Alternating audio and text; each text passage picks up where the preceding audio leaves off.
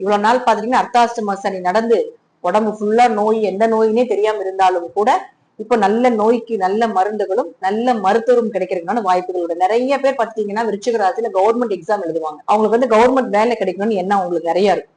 உங்க ஜாதகம் அரசு வேலைக்கு தகுதியான ஜாதகமான்னு பாத்துக்கோங்க. அப்படி இருந்தால் இந்த மாதம் அதை சார்ந்த பயணத்தை தொடங்குங்க.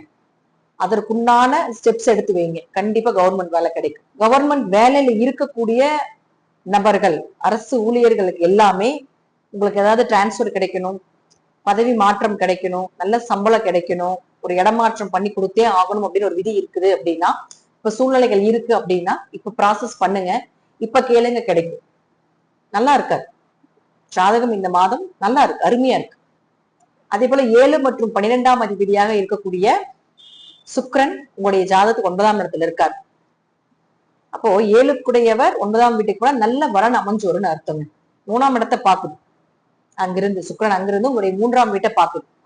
அப்போ திருமணத்தில் ஒரு மாற்றங்கள், திருமணத்துல ஏதாவது தடை தாமதங்கள் இருக்குன்னா ஏன் இந்த மாதிரி மிஸ்டேக் நடக்குது அப்படின்னு தெரிஞ்சு அதற்குண்டான வழிபாடுகள் செய்வீங்க, அதற்குண்டான பரிகாரங்கள் செய்வீங்க.